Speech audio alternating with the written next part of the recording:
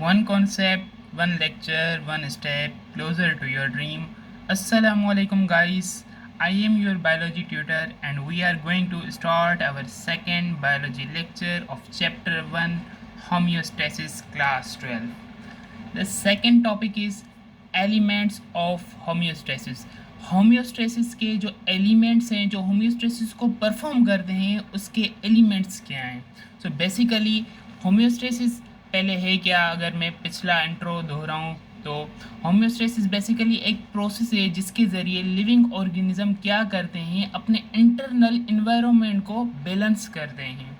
सो इसी होम्योस्टेसिस को परफॉर्म कौन करता है, इसमें हमारे तीन मेन पार्ट्स हैं, रिसेप्टर, CNS and effector.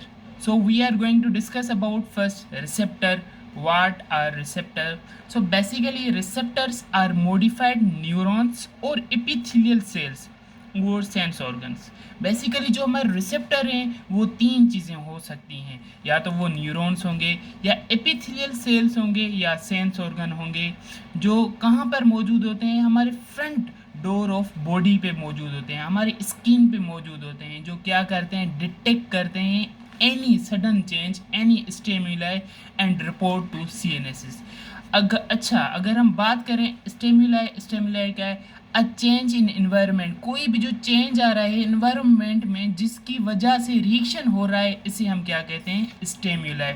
जैसे इसकी एग्जांपल है ब्लिंक योर आई, आपने अपनी आई को ब्लिंक किया due to certain reason, that's why it is called stimuli. This is the function of receptor. Basically it detect the any stimuli and report to the CNS. Now our second part is CNS, which is called control center, which is called brain. अभी जो ये control centre है, CNS है, इसका main किरदार है, क्योंकि आप जानते हैं हमारी बॉडी के जो भी ऑल ओवर फंक्शंस हो रहे हैं उनको परफॉर्म करता है हमारा ब्रेन. तो जैसे ही ये रिसेप्टर इस चेंज, इस स्टिमुलाई को लेकर आएगा ब्रेन के पास, तो ब्रेन क्या करेगा, उसे एनालाइज करेगा, उसे सही तरीके से समझेगा. आइदर हमारी बॉडी को रिस्पॉन्ड करना है कि वो उसके नज़दीक जाए या उससे दूर जाए, और फिर वो इंटीग्रेट करेगा और फिर एक रिस्पॉन्स जनरेट करेगा. आफ्टर ऑल जो रिस्पॉन्स जनरेट हो गया, जो रिस्पॉन्स ब्रेन ने जनरेट कर दिया, उसके बाद फंक्शन स्टार्ट होता है अफेक्टर्स. अफेक्टर बेसिकली हमारे मसल्स हो सकते हैं, हमारे ग्लैंड्स हो सकते हैं, जो क्या करते हैं, रिस्पॉन्स करते हैं उस चेंज को. ये रिस्पॉन्स आता कहाँ से, ब्रेन से. फर्स्ट ऑफ ऑल जो अफेक्टर, जो रिस्पॉन्स जनरेट होता है वो ग्लैंड से. भाई अगर फॉर एग्जांपल हमारा बॉडी टेम्परेचर हाई हो गया है, तो वो ग्लैंड्स को ब्रेन ऑर्डर करेगा कि आप जल्दी से स्वीट ग्लैंड स्वीट पैदा करें ताकि हमारा बॉडी टेम्परेचर नॉर्मल हो जाए. और उसके बाद हमारे फिर सेकंड जो रिस्पॉन्स होता है वो मसल्स होता है. तो ये है हमारा इफेक्टर्स का रोल. अब यहाँ पे जो पाथवे फॉलो हो रहा है, ये जो एलिमेंट ऑफ होम्योस्टेसिस परफॉर्म कर रहे हैं, ये जो पाथवे, जैसा कि रिसेप्टर ने क्या किया, उस स्टिमुलाई को लिया, स्टिमुलाई जो सडन चेंज आया है और ले गया इस स्टिमुलाई को ब्रेन के पास, CNS के पास, कंट्रोल सेंटर के पास. इस जो पाथवे को हम कहते हैं वो है अफेरेंट पाथवे.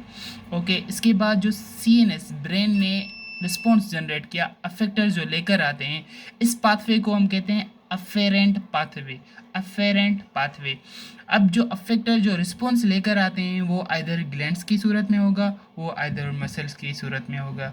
ये था हमारा बायोलॉजी का second lecture. Hope you will understand at all. It's comes to an end and I hope you will like it. And if you have any query, so leave a comment in a comment section.